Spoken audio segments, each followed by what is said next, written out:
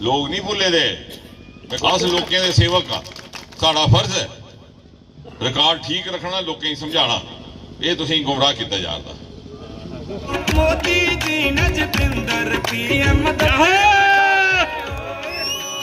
मोदी जी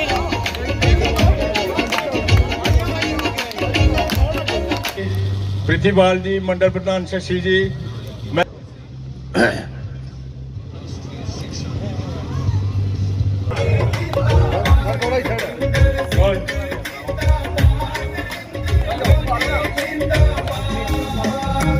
सरकार विशेषकर मोदी जी कि हमारे ऊपर उन्होंने हमें बहुत हमारे ऊपर उनका ऋण है और हमें हमारा फर्ज बनता है कि हम अपना कीमती वोट देकर उनको हम इस ऋण को हम वापस दें, उनको वापस करें हम। बाकी रही बात डॉक्टर साहब, आज आपका स्वागत जहाँ पर हमने नाच नाच के किया है, गा गा के किया है और आपको भी नचाया है। विकास दी पवन गुप्ता होरें बड़े शैल तरीके कन्नै विस्तार कन्नै सुनाया, वीरू होर भी गल करा दे हे, ओहदा सारी दिहाड़ी लगी जानी। अगर लखनपुरा तो शुरू हो तो 2-2 किलोमीटर बाद कोई ना कोई विकास का स्मारक है। उधमपुरा जी गल करो, इत्थे पासपोर्ट दफ्तर भी बनी है, इत्थे मैडिकल कॉलेज भी बनी है, इत्थे रेडियो स्टेशन भी बनी है, इत्थे देवका का भी काम लगी है, मतलब सड़कें दे भी जाल बिछी है। 12 अप्रैल को आदरणीय प्रधानमंत्री जी श्री नरेंद्र मोदी जी यहाँ पधार रहे हैं उधमपुर की पावन धरती पर, मोदी मैदान में। ये वही स्थल है जहाँ पर उन्होंने पहले भी सभा की थी और उन्हीं के नाम पर इस स्थल का नाम मोदी मैदान रखा गया और उनको उधमपुर के साथ विशेष लगाव है। आपको याद होगा कि अब उन्होंने अपना चुनावी अभियान प्रधानमंत्री उम्मीदवार के रूप में भी यहीं से होकर के माता वैष्णो देवी जाकर के प्रारंभ किया था। उसके प्रधानमंत्री बनने के तुरंत बाद भी वहीं पधारे, उन्होंने लोकार्पण किया कटरा रेलवे स्टेशन का और अनेकों हमें उपहार दिए, जिसमें से यहाँ बगल में 950 किलोमीटर सबसे लंबा एशिया का टनल श्यामा प्रसाद मुखर्जी के नाम पर चनैनी में है।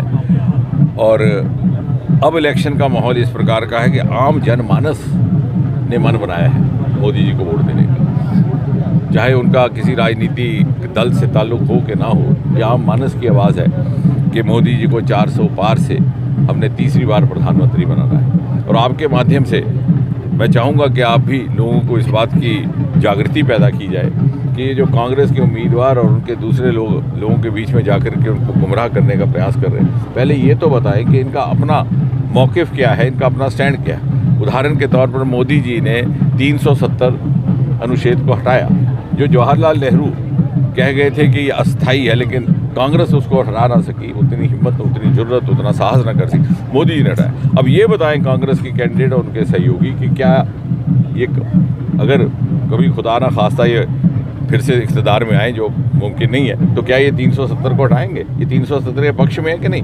क्योंकि इनका साथ दे रही है पीडीपी, जो तो सरेआम कह रही है कि अगर हमारा बस चले तो हम 370 को पुनः लगाएंगे। इनका साथ दे रही है नेशनल कांग्रेस। तो ये किसके साथ है? ये हमारे साथ हैं कि उनके साथ हैं? ये एक ही मुद्दे पर 2-2 स्टैंड लेकर चलते हैं और ये समझते हैं कि लोग मूर्ख हैं, क्योंकि खुद हमने 5-5 इन्होंने पार्टियां बदल ली। जैसे खुद ये भूल गए कि कल किस पार्टी में थे, ये समझते हैं कि लोग भी भूल गए कि कल क्या हुआ था। लेकिन मैं आपके माध्यम से एक चेतावनी देना चाहता हूँ, ये लोगों को, आवाम को, भारत की जनता को इतना बेअकल ना समझें, उनकी समझ को अंडर एस्टिमेट ना करें, हमारी शालीनता को बुज़दिली ना समझें, हमारी शराफत को मूर्खता ना समझें। अगर हमारे अवाम को गुमराह करने का प्रयास होगा तो हमारा ये धर्म है, राजनीतिक धर्म है, हमारा ये फ़र्ज़ है कि हमको सही रास्ता दिखाएंगे। अगर ये राजनीति में, तो हम भी राजनीति में हैं। हमें अवाम ने प्रेम और स्नेह और विश्वास के साथ चुन करके जिम्मेवारी दी है और हमारी ये भी जिम्मेवारी है कि हम उनको किसी भी पॉलिटिकल पार्टी, किसी भी राजनीतिक दल के हाथों से गुमराह होने से रोकें और हम ऐसा करेंगे। और साथ ही साथ मैं आपसे ये भी विनती करता हूँ कि आने वाले समय में जिस तरह से चुनाव अब अपनी चरम सीमा पर आ रहा है, हम बेखौफ होकर के इस चुनाव में शामिल होंगे, मतदान में शामिल होंगे। ये इस बार हमारा मुकाबला किसी के साथ नहीं है, हमारा मुकाबला स्वयं अपने साथ है। जो कांग्रेस के लीडर यहाँ वोट मांगने आ रहे हैं, शायद वो नहीं जानते कि उनके घर की माताएं बहनें भी मोदी जी को वोट देने वाली हैं।